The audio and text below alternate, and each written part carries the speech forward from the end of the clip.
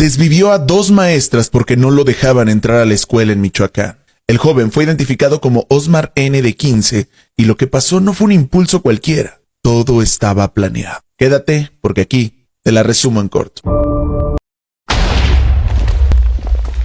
Hoy no es un video fácil, porque cuando un caso así aparece, no solo hay morbo, hay preguntas incómodas que muchos prefieren evitar. Cuando vemos noticias sobre jóvenes involucrados en actos violentos, la reacción más común es señalar y juzgar, pero casi nadie se detiene a pensar en todo lo que hay detrás. No se trata de justificar absolutamente nada, sino de entender cómo alguien tan joven puede llegar a ese punto. Aquí es donde entra un problema más grande: la falta de atención a la salud mental, entornos complicados, violencia normalizada, e incluso el consumo constante de contenido que desensibiliza. Porque no, esto no aparece de la nada. Y mientras los medios convierten estos casos en espectáculo, se pierde algo importante: la oportunidad de hablar de prevención. También hay que cuestionar cómo reaccionamos como sociedad. Porque muchas veces no buscamos entender, buscamos consumir la historia como si fuera entretenimiento. Este tipo de casos no deberían servir para generar visitas, sino para generar conciencia. Porque al final, el problema no empieza cuando ocurre la tragedia. Empieza mucho antes, y casi nadie lo quiere ver.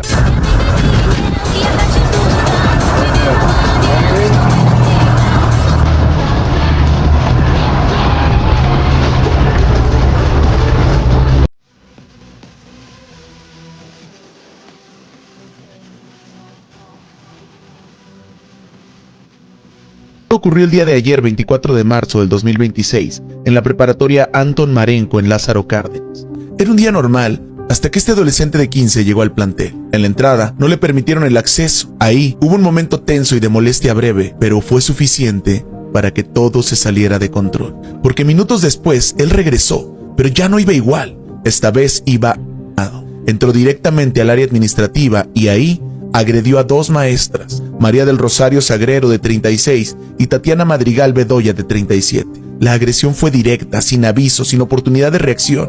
Después de los fuertes estruendos, comenzaría el caos, gritos, confusión y en cuestión de minutos, todo el plantel estaba paralizado mientras autoridades llegaban al lugar. Una vez que llegaron, lograron detener al joven, quien portaba un tipo 15. Y es ahí donde el caso se vuelve todavía más inquietante, porque estaría relacionada con su padrastro, un elemento activo de la Marina, y por ese entorno se cree que el adolescente fue que pudo tener acceso a ella. Aunque en las primeras declaraciones, el padrastro ha indicado que no era suya y que no sabe cómo el joven la consiguió. Pero eso no es todo. Antes de todo esto, Osmar ya había dejado señales en sus historias de Instagram. Publicó una frase que hoy está por todos lados: hoy es el día. Y no solo eso, también comenzaron a circular videos donde él mismo se graba sosteniéndola y mostrándola en escenas que muchos describen como sumamente perturbadoras, como si ya supiera lo que iba a pasar, o como si lo estuviera anunciando. Además, otro detalle que ha llamado mucho la atención es que en redes se menciona que el propio Osmar se identificaba como incel, un término que se usa para describir a personas que sienten frustración porque no logran tener relaciones afectivas y que con el tiempo pueden acumular enojo hacia los demás. Después de lo ocurrido, la situación no terminó ahí. De hecho, algo que impacta bastante es cómo fue detenido. Según los reportes, el joven no logró huir. Dentro de la misma escuela, algunas personas lograron detenerlo, lo desarmaron y lo mantuvieron controlado hasta que llegaron las autoridades. Minutos después, elementos de seguridad y policía arribaron al lugar y realizaron el arresto formal. Desde ese momento, el caso pasó directamente al sistema de justicia para menores, debido a su edad, y aquí viene algo que ha generado mucho debate. Al tratarse de un menor de 15 años, la ley en México establece que podría enfrentar una pena máxima de alrededor de 3 años en internamiento. El país, y esto abre otra conversación incómoda. ¿El sistema está preparado para casos así? ¿Se está castigando, o realmente se está intentando prevenir que vuelva a ocurrir? Lo más fuerte de todo, es que no hubo una persecución de película. Todo terminó ahí mismo. En cuestión de minutos, pasó de ser un estudiante más, a estar bajo custodia. Y desde ese momento, su vida cambió completamente, pero también dejó muchas preguntas que siguen sin respuesta. De Osmar para cometer el crimen. En uno aparece vestido de negro, presume el fusil. Supuestamente estas imágenes son de horas antes de los crímenes. También mostraba imágenes de una masacre, de asesinos seriales como Charles Manson, todo esto acompañado de música con la que hacía apología del delito. En un mensaje escribió la frase "Hoy es el día", posiblemente en referencia al asesinato de las maestras. El joven decía ser un incel, es decir, un célibe involuntario. De hecho, en sus mensajes expresaba resentimiento hacia las mujeres, hacia el feminismo, como marca este movimiento que desafortunadamente crece.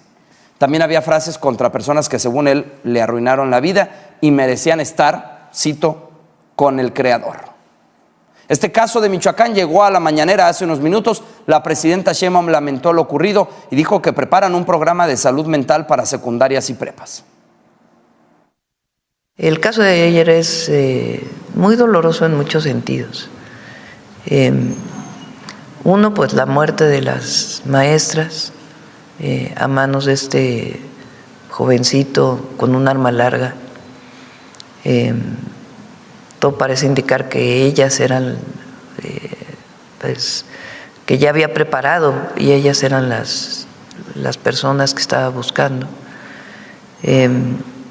Y pues toda la situación tiene que atenderse de manera integral, más allá de la sanción y el castigo al responsable.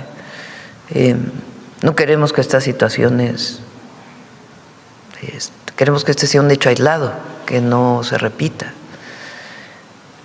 Nosotros ya lo vamos a presentar porque ya lo estamos trabajando incluso. Tenemos un programa de salud mental que ya estamos trabajando en tercero de secundaria, en algunos lugares, y ya lo vamos a hacer general, y en la educación media superior. Por la edad de este joven, pues lo vamos a hacer en secundaria y en educación media superior. Es una capacitación a maestras, maestros, contratación de algún personal especializado, guías para los maestros, guías para los estudiantes, guías para madres y padres de familia.